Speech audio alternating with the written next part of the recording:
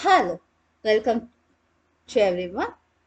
Now we are going to see IGCSE Board of Syllabus a topic quadratics. In the topic, we have covered the concept of solving the simultaneous equations. One equation should be a quadratic equation and other equation should be the linear equation. Shall we move on to the problem? Yes, come on. Let's read the question. The question is 2. The sum of two numbers is 26. The product of the two numbers is 153. And now our aim is to find what would be the two numbers. Okay. Shall we take the two numbers as one is x and one is y? Then shall we write the equation from the given data? Yeah, sum of the two numbers is x plus y equal to 26 and product of the two numbers xy equal to 153. From the second equation, that is from the sum equation, x plus y is equal to 26, we can write as y is equal to 26 minus x. Is it so? Yeah. So, let me substitute y equal to 26 minus x in the first equation. Shall we? Yeah. Come on. X times 2x minus x equal to 153. Shall we distribute x with 26 minus x? Yeah, we can distribute. X times 26 is 26x and x times x is x squared. In between symbol is minus. So 26x minus x squared equal to 153. Now can we rearrange the x squared and 26x terms to the other side? We can get x squared minus 26x plus 153 equal to 0. Now shall we check, is there any two numbers whose multiplication is 153 and whose addition is minus 26? Yeah, shall we check? One moment. Shall we work on at the side?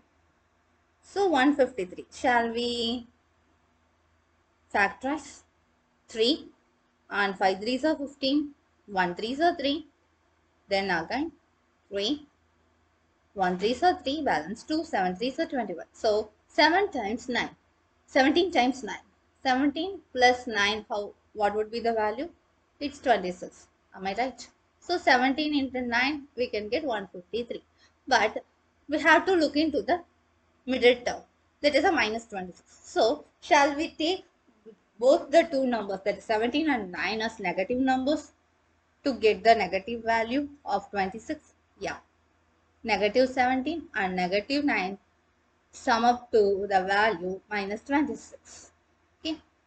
Okay, then split the middle term as minus 17x minus 9x, and then we can take x from x squared minus 17x and minus 9 from 9 minus 9x plus 153. Then we can take again a common out of x minus 17 term, and we can get like this: x minus 17 times x minus 9 equal to 0. Then we can use zero product rule and we can find x is equal to 17 and the x is equal to 9. When x is equal to 17, y equal to 26 minus 17 equal to 9, and when x equal to 9, y value is 17. So the number is 9 and 17. That would be the answer for the part B. Okay, let's move to the part B. Here they are saying that instead of 153, instead of this question, we are changing the number as 150. But the sum remains the same. Then what would be the two numbers? That is the question of part B. Okay, now the same equation, but xy is 150, and in the place of x times 26 minus x is equal to 150, and we can distribute and rearrange. Now we can't get the two numbers, so we have to use the quadratic equation.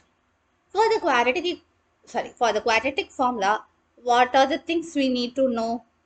First, the formula. Formula is written here. Then what are the other things we need? We need the what is A, what's B, what's C. That can be written from the equation which we formed now. X is A is 1 and B is minus 26, C is 150. Shall we substitute in the formula? Yeah. X is equal to minus of minus 26 plus or minus square root of minus 26 whole square minus 4 times 150 divided by 2 times 1. Now we have to find what is the value of 26 square. Minus means minus times minus plus. So 26 square. Now we need to find 26 square without using a calculator. Shall we? Yeah, we can. How we can? Yeah, look at this. Like the way 20 plus 6 the first square. So 20 plus 6, 20 plus 6. Then 20 times 20 is 400. 20 times 6 plus 20 times 6 is 12 times 20, that is 240. Then plus 6, 6 are 36. And we can get 676. Then 676 minus 600 is root of 76. Now we have to use the calculator for finding root of 76 value. So let's use the calculator now. We have to use the calculator by open bracket 26 plus square root value, square root symbol and 76 close bracket divided by 2. We can get the answer as 17.35 something. Then we can round it up as we needed. Here I have rounded as 2 decimal places. Then we have the other value. Other value is possible or not. They didn't say the positive value or negative value, but let's check it is possible for other number as it is possible because root of 76 is lesser than root of 676. So negative value is possible. Sorry, plus and minus is also possible. 26 minus root of 76 divided by 2, we get 8.64. Then the two numbers are 8.64 and 17.36. So whenever we are changing the product value, that is 150 slightly, initially we have 153, then we have the value as 150, we can't find the whole number as the answer of two numbers, answer of x and y. The little different in the product we get the result in little different as a decimal value. Okay, this is a conclusion for part A and part B. Okay, here in this problem we have used three method. One is initially